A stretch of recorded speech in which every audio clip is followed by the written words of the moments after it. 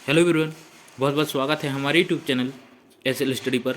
दोस्तों, मध्य प्रदेश के daily current affairs में आज चर्चा करने वाले हैं 7 अप्रैल 2023 के जितने भी मोस्ट इंपॉर्टेंट करंट अफेयर्स बनेंगे इस वीडियो में डिस्कस करने वाले हैं। पीडीएफ के लिए हमारा टेलीग्राम ग्रुप ज्वाइन कर सकते हैं, जिसकी लिंक आपको डिस्क्रिप्शन में जाएगी। और साथ ही दोस्तों, national and international current affairs के भी इंपॉर्टेंट क्वेश्चन देखते चलेंगे, तो वीडियो के अंत तक बने रहिए। चलिए देखते हैं दोस्तों क्वेश्चन दोस्तों, हाल ही में मध्य प्रदेश के कितने हस्तशिल्प उत्पादों को जीआई टैग दिया गया है?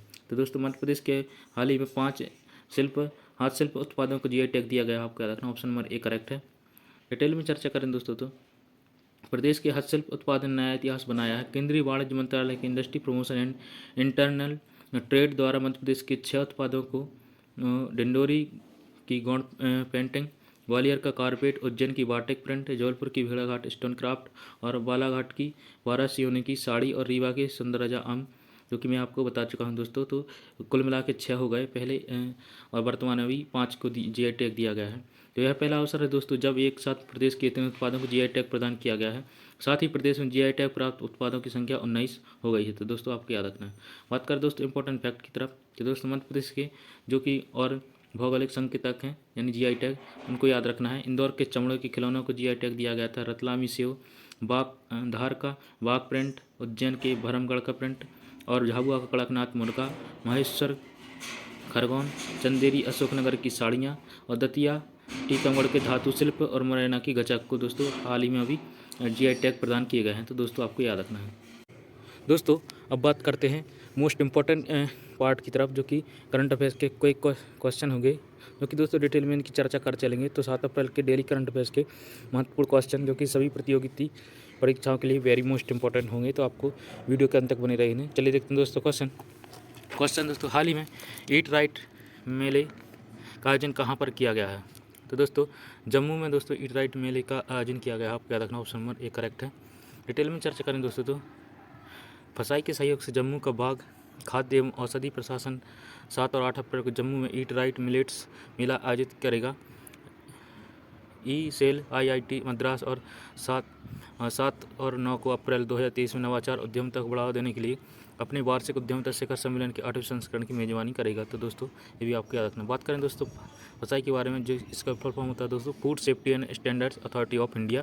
इसकी स्थापना दोस्तों 5 सितंबर 2008 को की गई थी। मुख्यालय दोस्तों इसका नई दिल्ली में है और अध्यक्ष PI सौरथन जी हैं। दोस्तों, आपको याद रखना है।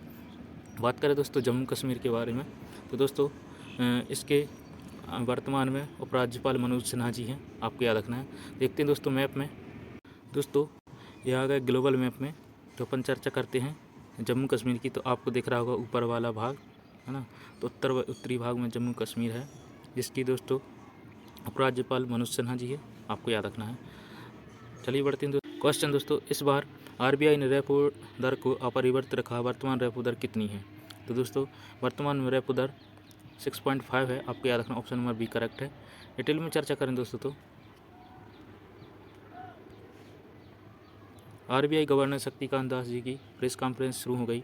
RBI की मौद्रिक नीति समिति इस बार रेपो रेट को 6.5% पर अपरिवर्तित रखा। लगातार 6 बार रेपो रेट बढ़ाने के बाद RBI ने नए वित्तीय वर्ष की पहली MPC बैठक में इसे स्थिर रखा है। माना जा रहा था कि RBI रेपो दर में फिर से 0.25% फीसदी की वृद्धि कर सकता है। तो दोस्तों, ऐसा कुछ नहीं हुआ है। आपको याद रखना है। अब बात करें दोस्तों RBI के बारे में, तो दोस्तों इसकी स्थापना 1 अप्रैल 1935 को की गई थी। मुख्यालय दोस्तों मुंबई में है और वर्तमान में दोस्तों गवर्नर है श्री शक्तिकांत दास जी। आपको याद रखना है।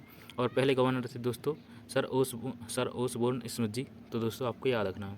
बात करें दोस्तों नेक्स्ट क्वेश्चन की। क्वेश्चन है, किस राज्य के शिक्षा मंत्री जगन्नाथ महतो जी का निधन हो गया है?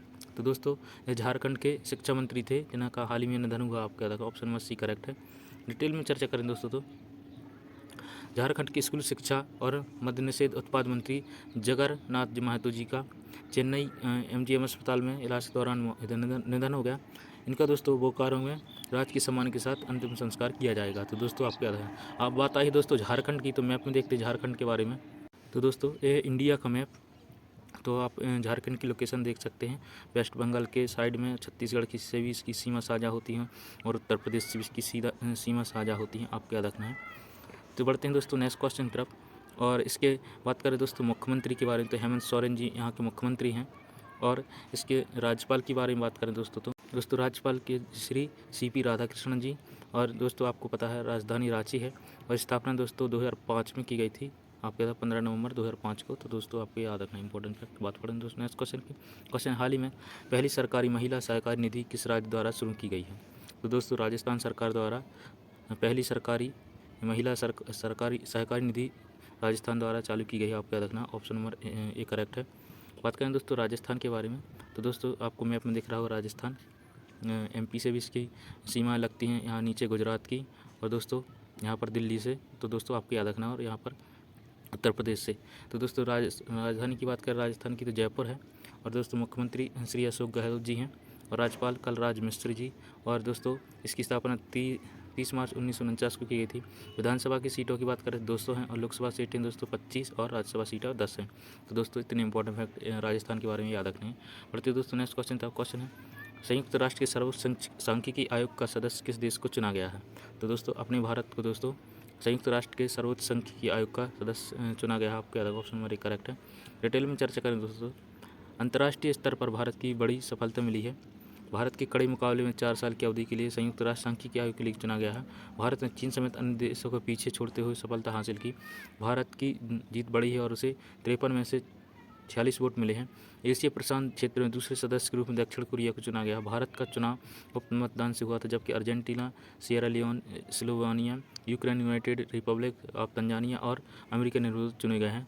4 साल का कार्यकाल अगले साल 1 जनवरी से शुरू होगा। तो दोस्तों आपको याद रखना है। बात करें दोस्तों नेक्स्ट क्वेश्चन की। क्वेश्चन है फोर्ब्स द्वारा जारी अरबपतियों की वार्षिक सूची में शीर्ष स्थान किसने प्राप्त किया है? तो दोस्तों यह बर्नार्ड अर्नोल्ड एंड फैमिली ने यहाँ पर फर्स्ट स्थान प्राप्त किया है। मतलब वो दुनिया के सबसे अमीर व्यक्तियों की लिस्ट में शीर्ष पर है। आपको याद रखना ऑप्शन नंबर D करेक्ट है। डिटेल में चर्चा करें दोस्तों, तो फोर्ब्स की 2023 की सूची के मुताबिक दुनिया के 77 देशों में कुल 2640 अरबपतियों की संख्या है, जिसमें अमेरिका में सबसे ज़्यादा कुल 735 अरबपति नागरिक हैं, जबकि भारत अरबपति की संख्या के मामले में तीसरे स्थान पर है। भारत में 2023 अरबपति की संख्या बढ़कर 169 हो गई। पहले दोस्तों ये 176 हुआ करती थी। आपको याद रखना है। 1 अप्रैल 2023 तक दुनिया के सबसे अमीर आदमी बर्नार्ड अर्नोल्ड है, जो फ्रांस के LVMH के CEO और अध्यक्ष हैं। उनकी कीमत लगभग 226 बिलियन डॉलर है। और 2022 के अंत इलेक्ट्रिक कार निर्माता टेस्ला के शेयर गिरने के बाद, एलन मस्क की किस्मत गिरने के बाद यह नंबर 1 पर आ गए हैं। यानी एलन मस्क दोस्तों सेकंड नंबर पर है। आपको याद रखना है। बात करें दोस्तों नेक्स्ट क्वेश्चन की। क्वेश्चन है मैरीबोर्न क्रिकेट क्लब ने हाल ही में कितने भारतीय क्रिकेटरों को लाइफ टाइम मेंबरशिप प्रदान की है? तो दोस्तों यहाँ पर 5 भारतीय क्रिकेटरों को लाइफ टाइम मेंबरशिप प्रदान की है। आपको याद रखना ऑप्शन नंबर A करेक्ट है। डिटेल में चर्चा करें दोस्तों, तो प्रतिष्ठित मैरीबोर्न क्रिकेट क्लब यानी MCC ने विश्व कप विजेता कप्तान महेंद्र सिंह धोनी सहित 4 अन्य भारतीय अंतर्राष्ट्रीय क्रिकेटरों को आजीवन सदस्यता प्रदान की है। इन खिलाड़ियों में युवराज सिंह, सुरेश रैना, पूर्व भारतीय महिला कप्तान मिताली राज और महान महिला गेंदबाज झूलन गोस्वामी शामिल हैं। तो दोस्तों आप बात याद रखना है। बात करें दोस्तों MCC यानी मैरीबोर्न क्रिकेट क्लब के बारे में, तो दोस्तों यह लंदन में क्रिकेट क्लब है, जिसकी स्थापना 1787 में की गई थी। काफ़ी प्रभावी पुराना होने के कारण क्लब के निजी सदस्य क्रिकेट के विकास के लिए समर्पित हैं। यह लंदन NW8 के सेंट जॉन वुडस्लोट्स क्रिकेट ग्राउंड में स्थित है और मैरीबोर्न क्रिकेट की संस्थापक दोस्तों थॉमस लॉर्ड जी थे। दोस्तों आपको याद रखना है। बात करें दोस्तों नेक्स्ट क्वेश्चन की। क्वेश्चन है कप इंडिया एक्सरसाइज की मेजबानी कौन करेगा? तो दोस्तों कप इंडिया एक्सरसाइज की मेजबानी पश्चिम बंगाल करेगा। आपको याद है ऑप्शन नंबर B करेक्ट है।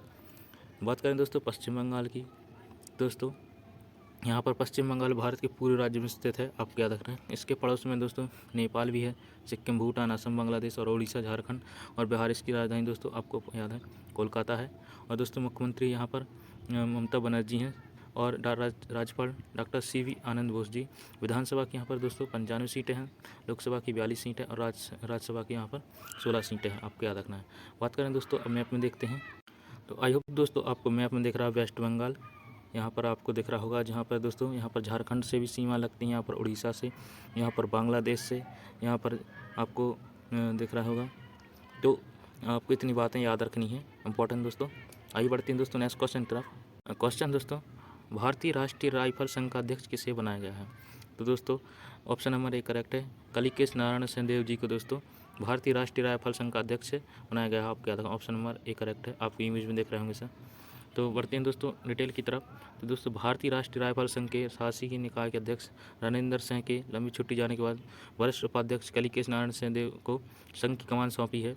खेल मंत्रालय ने एक निर्देश जारी किया था कि राष्ट्रीय संघ खेलों के प्रमुख राष्ट्रीय खेल संहिता के अनुसार 12 साल से अधिक समय तक पद पर नहीं रह सकते। जब इसके बाद सितंबर 2021 में पुनः NRIE अध्यक्ष चुने गए थे, यानी रणेंद्र छुट्टी पर चले गए थे। तो दोस्तों आपको याद रखना। और बात करें दोस्तों राष्ट्रीय राइफल एसोसिएशन ऑफ इंडिया के बारे में, तो दोस्तों यह भारत में शूटिंग खेल के लिए शीर्ष निकाय है। यह 1951 में गठित किया गया था और अंतर्राष्ट्रीय शूटिंग स्पोर्ट्स यानी ISF, एशिया शूटिंग कॉन्फेडरेशन और कॉमनवेल्थ शूटिंग फेडरेशन के संबंध है। और NRAI भारत में शूटिंग खेल को बढ़ावा देने के लिए नियंत्रण करने के लिए जिम्मेदार है। अंतर्राष्ट्रीय घटनाओं के लिए विभिन्न राष्ट्रीय स्तर की प्रतियोगिता और चयन ट्रायल्स का आयोजन करता है। तो दोस्तों आपको याद रखना है। तो दोस्तों आज के क्वेश्चन यहीं तक थे। आई होप आपको आज के करंट अफेयर्स के क्वेश्चन पसंद आए होंगे। ऐसे इंपॉर्टेंट करंट अफेयर्स के लिए दोस्तों हमारे चैनल को सब्सक्राइब कर लें, वीडियो को लाइक जरूर करें दोस्तों, अपने दोस्तों से शेयर जरूर करते रहें। चलिए मिलते हैं नेक्स्ट वीडियो में ऐसे important current affairs. Thanks for watching. Vande Mataram.